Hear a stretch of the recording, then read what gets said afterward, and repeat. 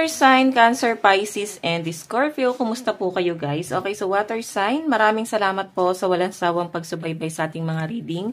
And paalala lang po na ang reading po natin ay general reading lamang. So maaari po kayo guys makarelate, maaari din naman pong hindi. Kaya gawing gabay lang. Okay, so tignan natin water sign, ano ba ang inyong gabay kapalaran? Gabay kapalaran po ni water sign. Okay. So, meron po tayong 3 of Diamond. Oh. So, water sign, ito yung kailangan yung kontrolin, no? May nakikita kasi ako na maaaring ikaw, nagpapakumbaba ka, may mga taong nagagalit sa inyo, or nakikita ko na may alitan na nangyari, and unti-unti mo guys, inaayos yung mga sitwasyon, no? Pero yun nga guys, mukhang lumalaki yung sitwasyon, lumalaki yung problema, na para bang hindi mo na guys masettle. Tignan mo, King of Heart yung energy mo, or Queen of Heart. Nakikita ko na para bang ayaw mo na lang magsalita, ayaw mo na lang guys makisali dun sa gulo. Kung ano man tong problemang nangyari na to, maaaring siguro naging emotional ka guys, or ayun nga, hindi ka na lang nagsasalita siguro kasi baka lumala pa yung sitwasyon, ikaw na yung nagpapakumbaba, no?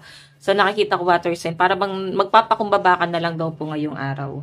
Okay, so tignan natin, or pwedeng nangyari na guys itong alitan na to nitong mga nakaraan, at ngayon parang dala-dala mo pa rin siya.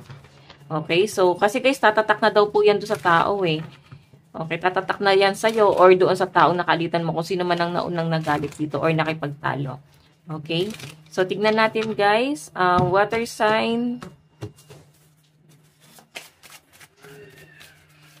Water sign. Meron po tayong sunglasses. Meron tayong twin flame. Meron tayong the phoenix.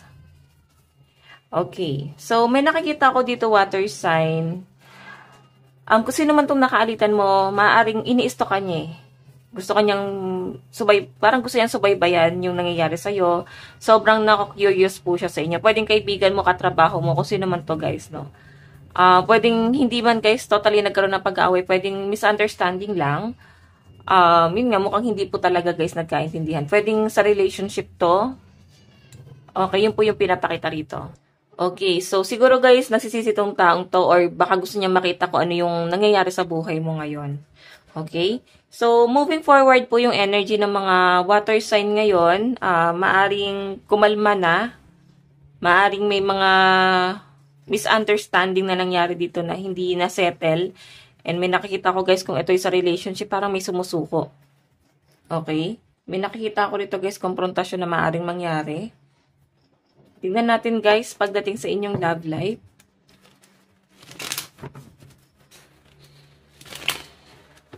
Parang ito kasi water sign, past issue na siya. Okay, nangyari na siya sa past. Na ibabalik lang, no?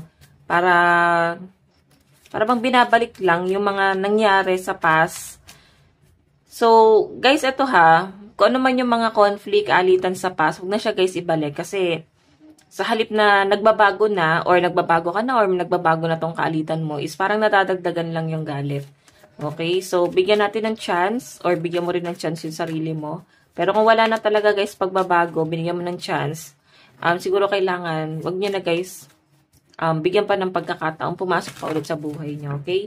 So, tingnan po natin, pagdating sa love life, meron po tayong 6 of Wands.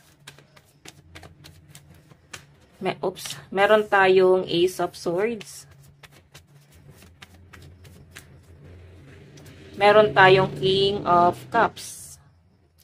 So guys, sa malinaw na pinapakita sa akin, pagdating sa love life mo, yung iba sa inyo guys, no, maaring meron na po kayong ibang ine-entertain, or maaring may mga nagkakagusto naman po talaga sa inyo.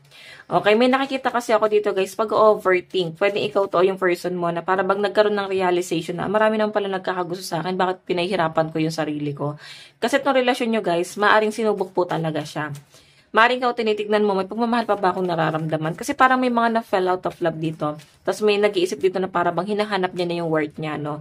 Itong relationship na to, guys, maring may third party involved kung bakit ganito. Or nagkaroon ng issues sa inyo sa past na dahilan kung bakit nahihirapan na kayo guys, ibalik yung tiwala sa isa't isa. Okay? So, or maaring may iba na pong na-involved. Parang itong relasyon na to, pilit siya guys, pinuputol kasi parang hindi siya eh. Parang hindi siya yung para sa inyo. Mararamdaman mo naman yan. Okay, mararamdaman mo yan, water sign. Pagka napakaraming problema na nangyayari sa inyo, ibig sabihin, maaring karmic mo siya or talagang pagka kasi guys hindi para sa iyo yung isang tao, mararamdaman mo na ang daming problemang nangyayari sa inyo. Okay, so water sign, okay, so water sign, tignan naman natin pagdating sa daloy ng kaperahan mo. Nakikita ko naman guys na parang mahal niyo naman po yung isa't isa eh. Pero siguro, marami nang gumugulo sa isip, no? Marami nang kung ano na yung papasok sa isip nyo na hindi na to worth it. Okay, maaari iba sa inyo problema din sa family. Maaring meron kayong pinagdadaanan ng person mo. Mga bagay na pilit mo inuunawa sa person mo pero siguro hindi mo na guys maintindihan. Okay, so sa daloy ng pera mo, meron tayong 2 of Pentacles. Nakita ko na puro pagtitipid talaga guys. Meron ako nakita rito na kasunduan, maring contract to. Siguro magsasign na kayo guys ng contract or nag-apply ka. Okay, nag-apply ka ng trabaho or lumipat ka ng trabaho. So, yun po yung pinapakita sa akin dito, no? 2 of Pentacles, the Emperor, and Page of Swords. So, may nakikita ako dito na parang kailangan mo lang guys pagtiyagaan to. Makukuha at makukuha mo rin to, no? Tiyaga lang daw sa sinasabi ng inyong energy. Water sign. Okay, so tignan pa natin guys pagdating po sa inyong love advice. Kailangan mo lang pagtiyagaan, no? Maano ko lang guys. Kailangan mo pagtiyagaan kasi tignan mo ha, 2 of Pentacles pagtitipid to eh. Okay, tipirin mo muna yung sarili mo, huwag mo na masyado magagastos. Maging wise ka muna sa daloy ng pera mo, and the Emperor kasi guys, maaaring siguro nahihirapan ka sa pag-a-apply ng trabaho or pwedeng nagkakaroon ng mga delay, no? So, tignan natin baka epekto sa inyo to water sign ng Mercury retrograde. Okay, so tignan natin. Love advice, meron po tayong passion. Ayan, mahal naman daw po yung isa't isa. Siguro may mga problema lang talaga kayong kinakaharap ng person mo. Meron po tayong stay optimistic about your love life. So, siguro guys, think positive lang. Kumbaga maayos nyo to guys eh. Kailangan nyo lang guys pag-usapan ng person mo kung ano ba yung magiging plano niya. Siguro nagiging problema mo dito, water sign, or nagiging problema ng person mo is yung family. Siguro marami pa ring obligasyon sa pamilya. Yun yung nasa-sense ko rito, okay? So, tignan natin ano pang inyong advice. Kunin ko lang guys yung card.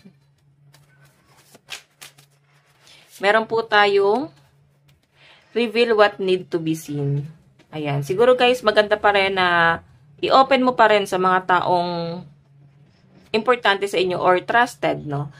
Pinagkakatiwalaan mo talaga yung mga pinagdadaanan mo. Okay? Open mo lang guys para kahit paano ma-release mo yung mga stress mo. Nakita ko dahil mo ng stress dito. Okay, so water sign, ito lang po ang inyong reading. Hanggang sa muli, God bless and love you all. Thank you.